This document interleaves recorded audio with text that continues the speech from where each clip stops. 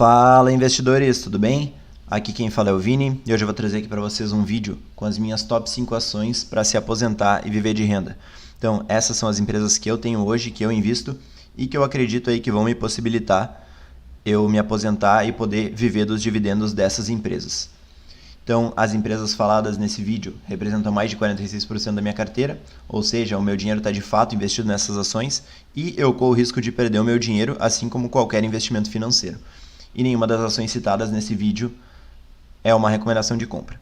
Então, para começar, eu já peço aí que vocês desçam um pouquinho o vídeo, já deixa aquele like para me ajudar bastante na divulgação e já comenta aí embaixo qualquer coisa que já me ajuda. Quem já conhece o canal aí sabe da qualidade do conteúdo e eu garanto para vocês que o vídeo vai ficar muito bom. Comenta aí qualquer coisa, vídeo top, valeu pelo vídeo, qualquer coisa.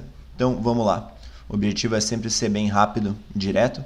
E todas as ações que eu falar aqui nesse vídeo não vai ser uma análise aprofundada das empresas, apenas ali alguns pontos que eu acho interessante a gente ressaltar. E todas as análises vão estar aqui embaixo, o link na descrição e o link também da minha carteira completa para quem tiver curiosidade em olhar. Então, começando aqui com a Energias do Brasil, a EDP. Então, basicamente ela é do setor de energia, o que já possibilita aí ela ser de um setor bem perene, um setor que traz bons resultados, tem bastante empresas aí nesse setor com excelentes resultados, então já é um fator aí muito positivo.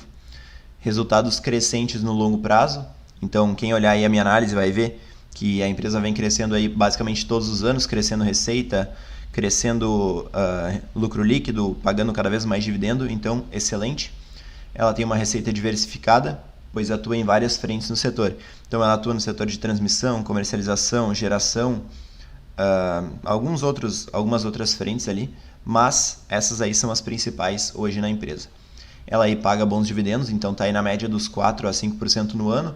É verdade que a empresa já subiu um pouco em relação aí ao início do ano, que eu comprei ela no final do ano passado, também fiz algumas compras mais recentes, mas eu ainda acho que ela está num bom ponto de entrada. Eu não sou muito dessa análise gráfica, desse tipo de coisa. Sou mais do buy and hold mesmo, ir comprando e era isso. E para mim eu considero ela bem barata, ela está aí com um PL de 9. Também tem boas margens, a margem líquida na casa dos 10%, não é aquela margem muito elevada como a gente vê em algumas ações, mas é uma boa margem. Está com um ROI de 15, um ROIC de 10. Então esses dois aí eles têm se mantido mais ou menos nesse patamar. O ROI às vezes baixa para 13, sobe um pouquinho para 16, mas fica aí nesse bom patamar, um patamar bem saudável. E ela tem se focado aí, fazendo uma projeção para o futuro, ela tem se focado em investimentos no setor de transmissão, que possui receitas mais perenes e margens mais altas. Então, o setor de transmissão ele possibilita para a empresa tomar mais dívida, porque ela consegue prever melhor o resultado dela no futuro, e isso acaba facilitando também para a tomada de dívida a um custo mais barato.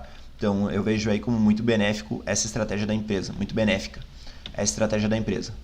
Então, não tem como ser diferente, não tem como não falar da Itaúsa no vídeo. Então, eu já poderia me encerrar basicamente com esse primeiro comentário.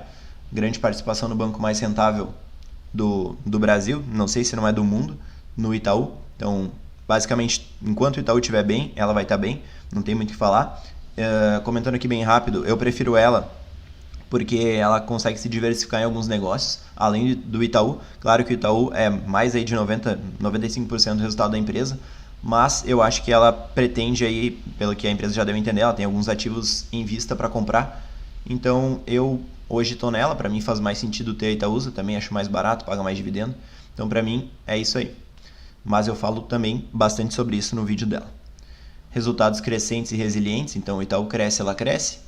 Grande distribuidora de dividendos e bonificações de ações recorrentes. Então esse ano ela não teve, mas aí ela vinha fazendo bonificações aí há uns 4, 5 anos seguidos. Ela bonificava em 10% os acionistas, então quase certeza que esse ano não teve, mas isso é bem importante para o longo prazo, porque imagina, vai ganhando 10% a cada ano, mais 10% no outro ano, sobre aquela base que vai crescendo cada vez mais. Então isso é muito importante para o acionista, cada vez ganha mais dividendo, então excelente. Projeções de crescimento com novas aquisições pontuais, gerando assim maior diversificação da receita. Exemplo, eu coloquei aqui a possibilidade da aquisição da Liquigás.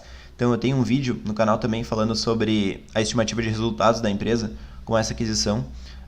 Se realmente se efetivar essa compra, eu gostei bastante dos números que eu vi ali da empresa, dos números da Liquigás e também do preço que a Itaúsa está pagando, eu acho bem barato. No vídeo ali eu considerei um PL de 7, considerando o lucro que a empresa já deu em 2016, então é bem importante olhar aquele vídeo também, ficou bem interessante. E é uma empresa aí com alta rentabilidade, ela tem margens aí bem altas. O Itaú, se eu não me engano, ele chegou num ROI de 23%. O da Itaú agora eu não sei de cabeça, mas é um setor aí com altas margens e alta rentabilidade. Então, setor bancário também, praticamente inquebrável, né? Os grandes bancos. Eu não sou muito... Não acho que a gente deve se preocupar com a ameaça digital, acho que é muito mais euforia do que qualquer outra coisa, mas não vou comentar sobre isso nesse vídeo. Então, a Fleury, outra empresa que eu acho excelente. Então, todas as empresas aqui que eu falar nesse vídeo, eu tenho mais ou menos 8 a 10% da minha carteira nelas, chegando ali àquele patamar de 46% que eu falei. Então, eu não me importo de ter quase 50% da minha carteira nessas ações, porque eu acho aí ações muito sólidas e eu não vejo nenhum problema que isso venha me trazer. Então, todas as ações hoje estão muito bem e não pretendo diminuir minha posição ou me desfazer delas. Então, a Fleury do setor de saúde, então um setor extremamente necessário, muito boa pagadora de dividendos, paga aí 3 vezes por ano, sendo o maior dividendo, ela anuncia em março e paga em maio, se eu não me engano. É o maior dividendo, mas ela também paga um pouquinho agora em outubro, anúncio de agosto, se eu não me engano, e anuncia de novo no final do ano e paga no início do ano. Tá? Então é mais ou menos esse o cronograma que ela tem tido aí nos últimos anos, que não é garantia de que ela vai seguir esse cronograma.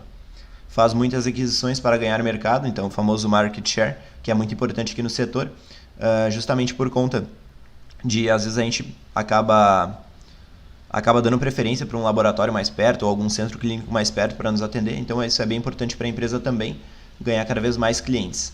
E possivelmente talvez ela diminua aí os dividendos que ela vai pagar aí nos próximos anos, justamente por conta dessa estratégia de crescimento agressivo da empresa, mas eu não vejo isso como um problema, pelo contrário, acho muito benéfico para crescer os resultados e distribuir ainda mais no futuro. Então ela também tem vários projetos em construção para novos centros de exames, o que vai possibilitar também um aumento no mercado dela, então muito bom. E ela tem clientes aí muito satisfeitos com os serviços da empresa. Um NPS, que seria uma medida de satisfação em mais de 76%, é uma medida bem alta. Também tem alta rentabilidade, se não me engano o ROI da empresa está ali em 17%, 18%, está quase batendo 20%, então excelente. E a gente tem também como um ponto o envelhecimento da população. No vídeo da Fleury eu falo bastante sobre isso, que a gente está tendo hoje uma inversão dos valores. Então hoje a gente tem, se não me engano, são 3 jovens para um idoso, e em 2050 ou 2060 a gente deve ter o oposto disso, então a gente deve ter 3 idosos para um jovem. Então, cara, isso é bem preocupante e possivelmente esses idosos eles vão precisar de empresas do setor de saúde. Então, por isso eu estou posicionado aí nesse setor e nessa empresa. E ela tem resultados crescentes e resilientes. Então, não tem como ser diferente também, não tem como deixar a Engie de fora. Ela é também do setor de energia. Eu não me importo de ter 2 ações do mesmo setor, principalmente porque elas são diferentes uma da outra. Então, a Engie ela é um pouco mais diversificada, tem os resultados um pouco melhores do que os da Energias do Brasil. A Energias do Brasil hoje é uma ação que está bem barata, ao meu ver. E a Engie eu tenho também, e não me importo de ter 2 do mesmo setor. Ela também tem resultados sólidos e crescentes no longo prazo. Então vocês vão ver várias características aqui nessas empresas e já dá para ter mais ou menos uma base do que eu procuro nas empresas. Então vocês já vão poder escolher as próprias empresas e ver o que eu acho importante, talvez faça sentido para vocês também. E eu espero ajudar todo mundo. Receita diversificada, clientes de vários setores econômicos. Então, como eu falei lá no vídeo, ela não depende só de um setor, então ela tem clientes ali da siderurgia, tem varejo, tem, sei lá, indústria de calçado, tem várias coisas que ela é bem diversificada nas receitas. Então, se um setor aí tiver algum problema por algum ponto, exportação fraca, qualquer outra coisa, ou até desaquecimento do nosso mercado interno, ela possivelmente não vai ser tão prejudicada por conta dessa diversidade na receita. A aquisição recente da TAG deve impulsionar os resultados da empresa e abrir novas oportunidades no setor de gás. Então eu falei um pouquinho dela num vídeo bem antigo que eu tenho, e a TAG ela tem resultados aí excelentes, junto com a Petrobras. Possivelmente, agora que ela vai vir para a Engie, ela vai ser ainda melhor administrada e vai conseguir ter um maior retorno. Então o setor de gás ele tem margens bem altas. Se eu não me engano, ele metade da receita da empresa virava lucro. Então, cara, isso é uma margem absurda, uma margem muito alta, 50%. Né? Então, excelente. Estou bem contente com essa aquisição aí da empresa. Ainda acho que a cotação não reagiu a essa aquisição e eu acho que a empresa vai trazer um resultado aí excelente nos próximos anos. Boa pagadora de dividendos.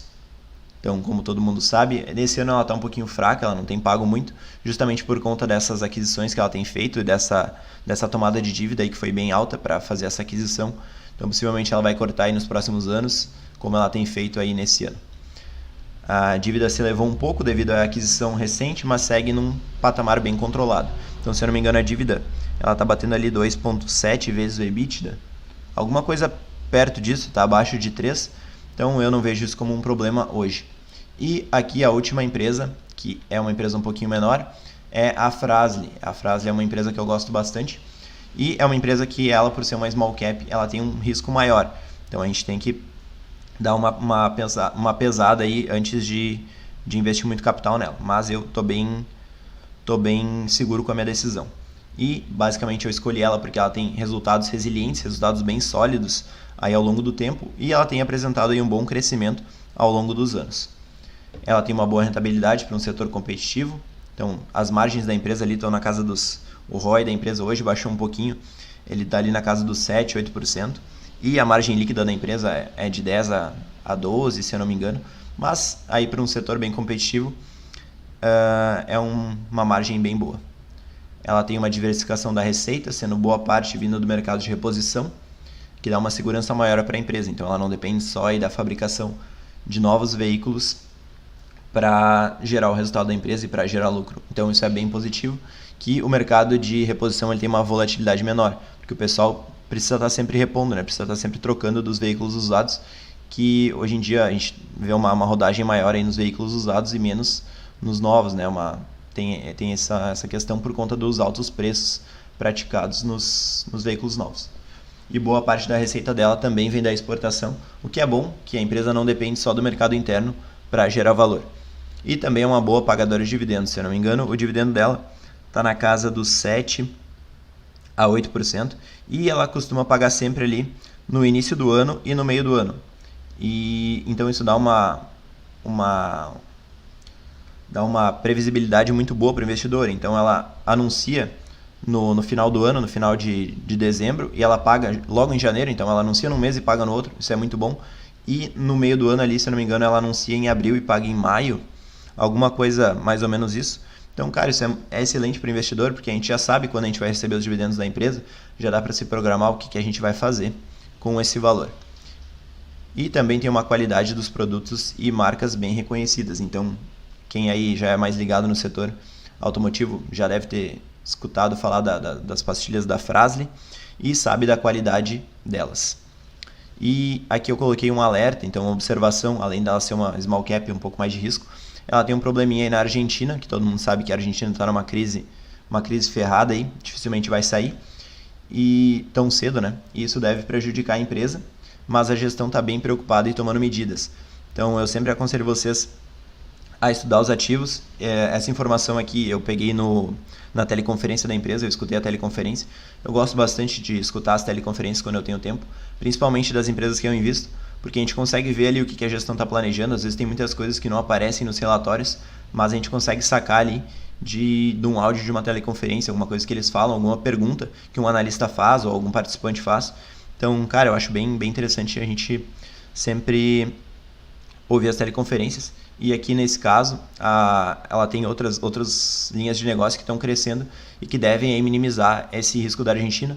Talvez a empresa até pare de atuar na região, não sei, no país. E ela tem aí na Índia, na China, na Ásia, se eu não me engano também, ela tem mercados aí crescentes que devem aí ajudar a diminuir esse problema da Argentina. Então, para o vídeo de hoje era isso. Eu espero aí que vocês tenham gostado dessas ações que eu considero que são empresas aí para a gente viver de renda lá no futuro.